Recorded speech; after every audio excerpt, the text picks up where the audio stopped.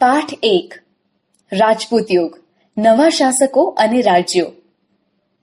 રાજપૂત રાજવીઓએ ઈસવીસન 700 થી ઈસવીસન 1200 વચ્ચેના 500 વર્ષના સમયગાળા દરમિયાન મોટા ભાગના ઉત્તર ભારત અને દક્ષિણ ભારત પર વર્ચસ્વ જમાવી રાજપૂત યુગની સ્થાપના કરી. તેમણે ભારતીય હિન્દુ સંસ્કૃતિને પ્રજ્વલિત રાખી. આ તમામ નાના મોટા છતાં નોંધપાત્ર એવા રાજપૂત રાજ્યો ક્યાં અને કેવા હતા તે વિસ્તારથી જોઈએ.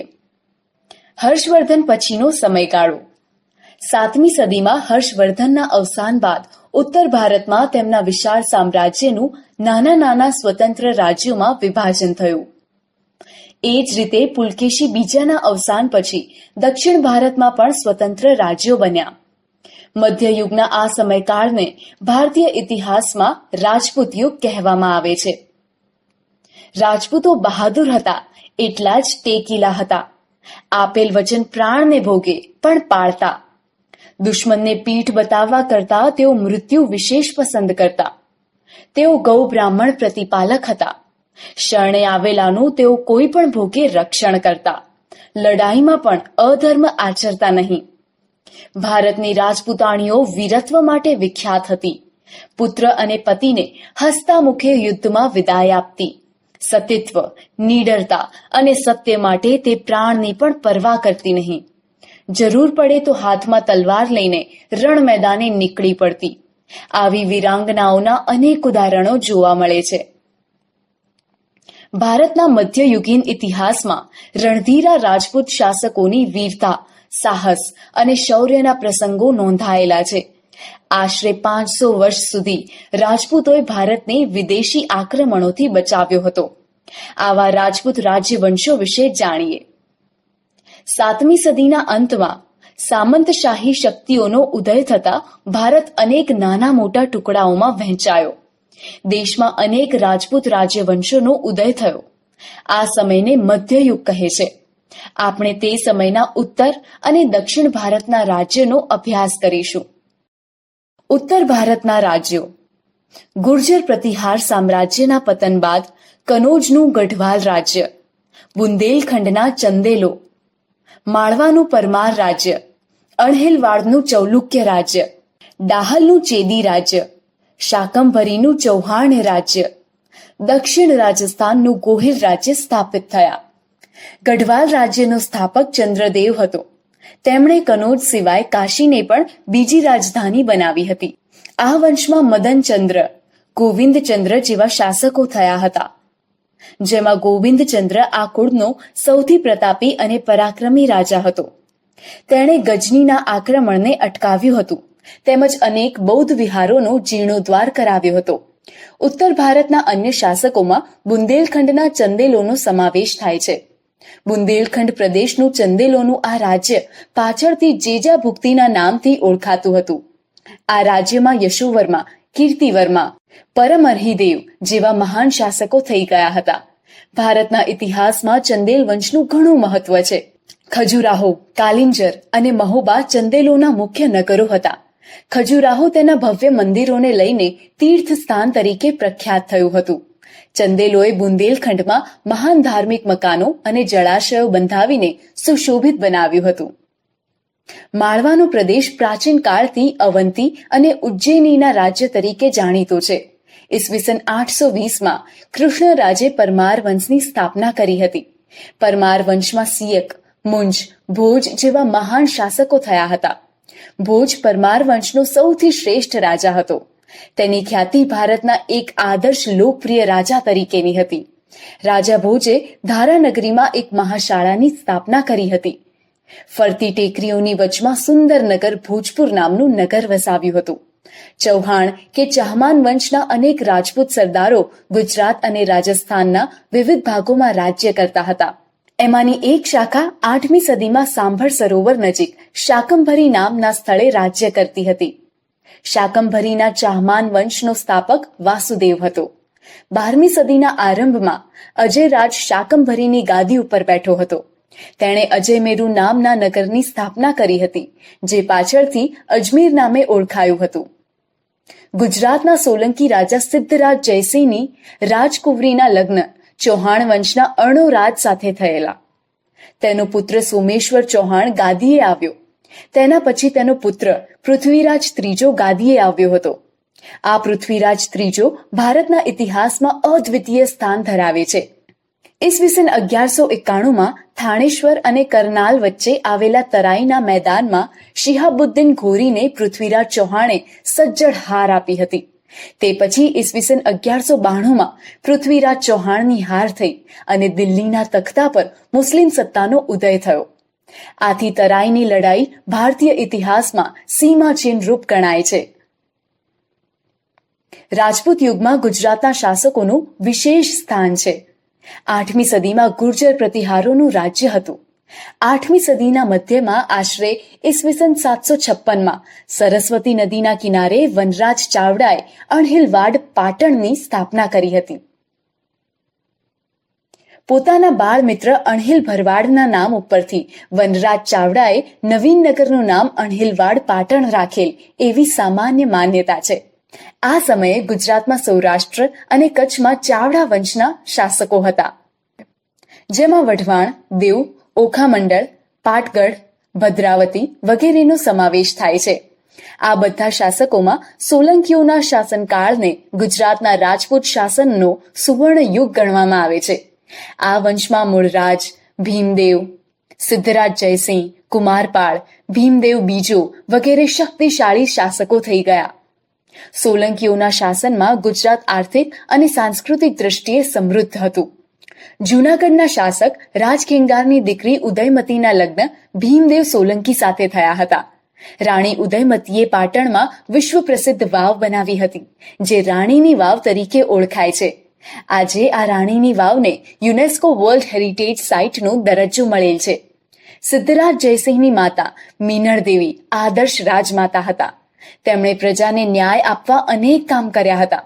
સોમનાથનો યાત્રાળુ વેરો બંધ કરવામાં, ધોળકામાં મલાવ તળાવના બાંધકામમાં તેમનો જ નિર્ણય હતો. સિદ્ધરાજ જયસિંહે કાલિકા સર્વજ્ઞ હેમચંદ્રાચાર્યજી પાસે સિદ્ધ હેમ શબ્દાનુશાસન નામના સમૃદ્ધ ગ્રંથની રચના કરાવી હતી અને આ ગ્રંથની નગરમાં હાથી ઉપર શોભાયાત્રા કાઢી હતી. ત્યારે પાટણનો રાજા આમ પ્રજાની સાથે ચાલ્યો હતો. કુમારપાળ પણ પ્રજા કલ્યાણી શાસક હતો અને આચાર્ય હેમચંદ્રાચાર્યનો તેના પર ઘણો પ્રભાવ હતો. તેમની પ્રેરણાથી રાજા કુમારપાળે રાજ્યમાં જુગારની રમત, પશુવધ ઉપર પ્રતિબંધ મૂક્યો હતો અને અહિંસાના પાલન માટે કડક આજ્ઞાઓ કરી હતી. કુમારપાળ ચરિત્ર ગ્રંથ લખીને હેમચંદ્રાચાર્યજીએ આ રાજાની પ્રતિષ્ઠામાં વધારો કરેલ છે. કુમારપાળ બાદ અજયપાળ પાટણની ગાદીએ આવ્યો હતો. લગભગ 4 વર્ષના શાસન બાદ તેનું અવસાન થતા ગુજરાતની રાજગાદી ઉપર તેનો પુત્ર મૂળરાજ બીજો આવ્યો. ઈસવીસન 1178ની આસપાસ શિહાબુદ્દીન ઘોરીએ ગુજરાત પર આક્રમણ કરેલ ત્યારે મૂળરાજ બીજાએ નાની ઉંમરે તેનો સામનો કરી તેને હરાવ્યો હતો. આ લડાઈમાં નાડોલના ચાહમાન રાજા કેલ્હણે તથા એના ભાઈ કીર્તિપાલે તેને મદદ કરી હતી. સોલંકી શાસકોની સત્તા નબળી પડતા ગુજરાતની ગાદી ઉપર વાઘેલા વંશનું શાસન આવ્યું. વાઘેલાઓ સોલંકીઓના વફાદાર સરદાર હતા. તેમની સેવાના બદલામાં સોલંકીઓએ વ્યાઘ્રપલ્લી ગામ અર્ણો રાજાને આપ્યું હતું, જે ગામના નામ ઉપરથી તેમના વંશજો વાઘેલા કહેવાયા. આમ તો તેઓ પણ મૂળ ચૌલુક્ય જાતિના હતા. વાઘેલા વંશમાં વીરધવલ, વિસળદેવ, અર્જુનદેવ, સારંગદેવ જેવા શાસકોએ ગુજરાતનું શાસન સારી રીતે ચલાવ્યું હતું. વીરધવલના શાસનકાળમાં ગુજરાતને વસ્તુપાળ અને તેજપાળ જેવા સમર્થ મંત્રીઓ મળ્યા હતા. આ મંત્રીઓની કુનેહના કારણે ગુજરાત મુસ્લિમના આક્રમણોથી બચ્યું હતું. વાઘેલા વંશના છેલ્લા શાસક કર્ણદેવ વાઘેલાના સમયમાં ઈસવીસન 1304ની આસપાસ ગુજરાતમાં દિલ્હી સલ્તનતની સ્થાપના થઈ. 8મી સદીના મધ્ય ભાગમાં બંગાળમાં પાલ વંશનું શાસન હતું. આ વંશના સ્થાપક અને તેના વંશજોના નામમાં પાલ શબ્દ પાછળના ભાગમાં આવતો હોવાથી આ વંશને બંગાળનો પાલ વંશ કહેવામાં આવે છે. આ વંશનો સ્થાપક ગોપાલ નામનો રાજવી હતો. પાલ વંશના પતન બાદ ઈસવીસન 1095માં સેન વંશની સ્થાપના થઈ હતી. આ વંશમાં વિજયસેન પ્રથમ નોંધપાત્ર રાજા હતા. તેના પુત્ર બલ્લાલ સેને દાનસાગર અને અદ્ભુત સાગર નામના ગ્રંથો રચ્યા હતા. કર્ણદેવ વાઘેલા પાસેથી ગુજરાત જીતી લીધા પછી દિલ્હીના સુલતાન નાઝિમોની નિમણૂક કરતા. તે દ્વારા રાજ્યનો વહીવટ થતો હતો. ઈસવીસન 1407માં ઝફર ખાન મુઝફ્ફર શાહ નામ ધારણ કરીને સુલતાન બન્યો. આ વંશમાં 14 સુલતાનો થઈ ગયા, જેમાં અહમદ શાહ, મહમૂદ બેગડો, બહાદુર શાહ જેવા સુલતાનોનો સમાવેશ થાય છે. 17મી સદીમાં ગુજરાતમાં મુઘલ શાસનની શરૂઆત થતા સલ્તનત કાળ પૂરો થયો હતો. દક્ષિણ ભારતના રાજ્યો. નર્મદા નદીની દક્ષિણમાં આવેલા રાજ્યોને દક્ષિણના રાજ્યો કહેવામાં આવે છે. 8મી સદીમાં ઉત્તર ભારતની જેમ દક્ષિણ ભારતમાં પણ અનેક નાના મોટા રાજવંશો સ્વતંત્ર થયા. તેમાંથી ચાલુક્ય, રાષ્ટ્રકૂટો, પલ્લવ, ચોલ, પાંડ્ય, ચેર જેવા રાજ્યવંશો વિશે ટૂંકમાં જાણકારી મેળવીએ. ચાલુક્ય વંશનો પ્રથમ રાજા જયસિંહ હતો. પુલકેશી પ્રથમે ઈસવીસન 540માં વાતાપીને રાજધાની બનાવીને અલગ સ્વતંત્ર રાજ્ય સ્થાપ્યું હતું. આ વંશ વાતાપીના ચાલુક્ય વંશ તરીકે ઓળખાયો. આ વંશમાં કીર્તિવર્મા, પુલકેશી પ્રથમ, પુલકેશી બીજો જેવા મહત્વના શાસકો થઈ ગયા. વાતાપીના ચાલુક્યોની સત્તા નબળી પડી ત્યારે તેમની એક શાખા કૃષ્ણા અને ગોદાવરી નદીના વચ્ચેના પ્રદેશમાં સ્થાપિત થઈ. તેનો સ્થાપક વિષ્ણુવર્ધન હતો. આ પૂર્વીય ચાલુક્ય શાસકોએ પોતાની રાજધાની વેંગીમાં રાખી હોવાથી તેઓ વેંગીના ચાલુક્યો તરીકે ઓળખાયા. વાતાપી અને વેંગીની જેમ કલ્યાણીમાં પણ ચાલુક્યોની એક શાખા હતી. આ ચાલુક્યો કલ્યાણીના ચાલુક્ય તરીકે ઓળખાયા. દક્ષિણમાં ચાલુક્ય વંશની પડતી થઈ ત્યારે રાષ્ટ્રકૂટ વંશની સત્તાનો ઉદય થયો. આ વંશનો સૌથી પ્રથમ રાજા ઇન્દ્ર પ્રથમને માનવામાં આવે છે. ગોવિંદ ત્રીજો રાષ્ટ્રકૂટ વંશના શાસકોમાં સૌથી વધુ શક્તિશાળી શાસક હતો. આ સમયમાં યાદવ વંશના 2 રાજ્યો અસ્તિત્વમાં હતા, દેવગિરી અને દ્વારસમુદ્ર.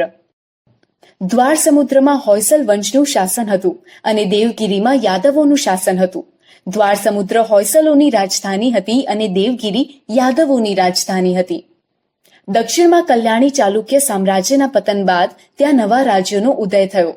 તેમાં વરંગલના કાકતીય પણ હતા. કૃષ્ણા અને કાવેરી નદીઓ વચ્ચેના ભૂમિ પ્રદેશ ઉપર તેમનું રાજ્ય હતું. વરંગલ તેમની રાજધાની હતી. આવો જ એક મહત્વનો વંશ પલ્લવ વંશ પણ હતો. આ વંશની સ્થાપના બપ્પદેવે કરી હતી. તેમની રાજધાની કાંચીપુરમમાં હતી. મહેન્દ્રવર્મા પ્રથમ, નરસિંહવર્મા પ્રથમ અને નરસિંહવર્મા બીજો આ વંશના મહત્વના શાસકો હતા. તાંજોર, ત્રિચિનાપલ્લી અને પુદુકોટ્ટઈ જ્યાં આવેલા છે ત્યાં મધ્યકાળમાં ચોલ મંડળનું રાજ્ય હતું. તાંજોર તેમની રાજધાની હતી. રાજરાજ પ્રથમ, રાજાધિરાજ પ્રથમ અને રાજેન્દ્ર પ્રથમ ચોલ વંશના મહત્વના શાસકો હતા. દક્ષિણનું આવું એક પ્રાચીન રાજ્ય પાંડ્ય પણ હતું. પાંડ્યોનું રાજ્ય નાનું હતું પણ વેપારનું મોટું મથક હતું. આ સમયે તમિલથી અલગ થયેલા એક ભાગ પર ચેર વંશનું શાસન હતું. ચેરનું બીજું નામ કેરળ અથવા મલયાલમ છે. અયન ચેર વંશનો પ્રથમ શાસક હતો અને સેતુંગવન ચેર શાસકોમાં સર્વશ્રેષ્ઠ શાસક હતો. રાજપૂત યુગની શાસન વ્યવસ્થા. રાજપૂત યુગમાં વિવિધ રાજ્યવંશોનું શાસન હતું. એ સમયમાં શાસક રાજ્યવંશોમાં પરિવર્તનો આવતા, પરંતુ રાજનીતિક પરિસ્થિતિમાં કોઈ ફેરફાર જોવા મળતા નથી. રાજપૂત યુગમાં રાજાનું પદ વંશ પરંપરાગત હતું. રાજાનો જ્યેષ્ઠ પુત્ર રાજ્યાધિકારી બને તેવું ન હતું. રાજા પોતાના પુત્રોમાંથી ઉત્તરાધિકારી તરીકે કોઈ એક પુત્રને યુવરાજ બનાવતા. આ યુવરાજ પાછળથી રાજા બનતો. લોકો અથવા રાજ દરબારીઓએ ચૂંટણી કરીને અથવા પસંદગી કરીને રાજાઓની પસંદગી કરી હોવાના ઉદાહરણો છે. જેમ કે કાશ્મીરના યશસ્કરની બ્રાહ્મણોની સભાએ પસંદગી કરી હતી. આ સમયે મંત્રીઓના 2 પ્રકાર હતા, અમાત્ય અને સચિવો. અમાત્યનું કાર્ય મંત્રણા અને રાજનીતિ કરવાનું હતું અને સચિવોનું કાર્ય લડાઈ તથા સુલેહનું હતું. દરેક પ્રકારની નીતિનો અંતિમ નિર્ણય રાજા જ કરતો હતો. આ સમયે શાસનના અમલદારોમાં મહાપ્રતિહાર અને દંડનાયક જેવા હોદ્દાઓ અમલમાં હતા. નગરની સભાનો વડો નગરપતિ કહેવાતો. રાજપૂત યુગમાં ગ્રામીણ સંસ્થાઓનું મહત્વ વિશેષ હતું. આ સંસ્થાઓનો એવો વિકાસ થયો કે મુઘલ કાળમાં પણ ગ્રામ પંચાયતનું મહત્વ રહ્યું. ઉત્તરની જેમ દક્ષિણ ભારત પણ ગ્રામ પંચાયતને આધીન હતું. તેનો વડો મુખી કે સરપંચ ગણાતો. કેટલીક બાબતોમાં ગ્રામસભા ન્યાય આપતી પરંતુ રાજ્ય શાસનમાં ન્યાયતંત્રનો સર્વોચ્ચ વડો રાજા હતો. વેપાર વાણિજ્ય. રાજપૂત યુગમાં વાણિજ્ય વ્યવસ્થા ઉપર દેખરેખ રાખવા માટે એક અલગ વિભાગ હતો. આ વિભાગ વિદેશ ખાતાના વેપાર ઉપરની જકાત વસૂલ કરવાની, વસ્તુઓનું મૂલ્ય ઠરાવવાની અને રાજ્યમાં ઉપયોગી થતી વસ્તુઓ મંગાવવાની વગેરે વ્યવસ્થા કરતો. મુખ્ય કર જમીનની ઉપજનો 6ઠ્ઠો ભાગ હતો. રાજપૂત યુગમાં જમીન પરનો કર ભાગ નામે ઓળખાતો. આજે પણ જમીન ઉપર કર લેવાય છે. બંદરો અને નાકા ઉપર તથા સિંચાઈ ઉપર કર ઉઘરાવવામાં આવતો. આ સમયે દરિયાપારના વેપાર માટે ગુજરાતના સ્તંભ તીર્થ અને ભૃગુ કચ્છ બંદરો જાણીતા હતા. ભારત પર વિદેશી આક્રમણો. 8મી થી 12મી સદી દરમિયાન ભારતમાં મુસ્લિમ આક્રમણો થયા. 8મી સદીમાં આરબ રાજ્ય સત્તાનો વિસ્તાર કરવાના હેતુથી મુહમ્મદ ઇબ્ન કાસિમે ભારતના ઉત્તર પશ્ચિમ ભાગ પર આક્રમણ કર્યું. વાયવ્ય ખૂણામાંથી સબુકતેગીનના લશ્કરે પણ આક્રમણ કર્યું હતું. પણ આ આક્રમણો તે સમયે ભારતમાં રાજ્ય સત્તા ના સ્થાપી શક્યા. એ પછી ગજનીના સુલતાન મહમ્મદ ગજનીએ ઈસવીસન 1000 થી ઈસવીસન 1026ના સમયગાળામાં ભારતની અઢળક ધન સંપત્તિ જોઈને કેટલીક ચડાઈઓ કરી. મહમ્મદ ગજનીની ચડાઈનું મુખ્ય કારણ ભારતની અઢળક સંપત્તિ હતી. તે એક ચડાઈ પછી બીજી ચડાઈ કરતો હતો અને દરેક વખતે વધુ તાકતવર થઈને ભારત ઉપર ચડી આવતો. આ સમયે ભારતના શાસકો એક થઈને શક્તિશાળી સેના ના બનાવી શક્યા. પરિણામે ઈસવીસન 1025માં તેણે સોમનાથ પર ચડાઈ કરી અઢળક સંપત્તિ લૂંટી. મહમ્મદ ગજનીની ચડાઈ બાદ આશરે 150 વર્ષ બાદ પુનઃ ભારત ઉપર તે જ દિશામાંથી આક્રમણ થયું. અગાઉના આક્રમણોની વાત ભારતીય શાસકો ભૂલી ગયા. મહમ્મદ ગજનીના અવસાન બાદ સત્તા માટે ગજનીમાં લડાઈઓ ચાલુ હતી. પણ આ સમયે સત્તા સ્થિર થઈ ન હતી ત્યારે આપણા શાસકો આ નબળાઈનો લાભ લઈ શક્યા નહીં. પરિણામે 12મી સદીના અંતમાં શિહાબુદ્દીન ઘોરીએ આક્રમણ કર્યું. શરૂઆતમાં તેને કેટલીક હાર સહન કરવી પડી. છેવટે તરાઈના મેદાનમાં તેણે બીજી ચડાઈમાં પૃથ્વીરાજ ચૌહાણને હાર આપી અને દિલ્હીમાં સત્તા સ્થાપી.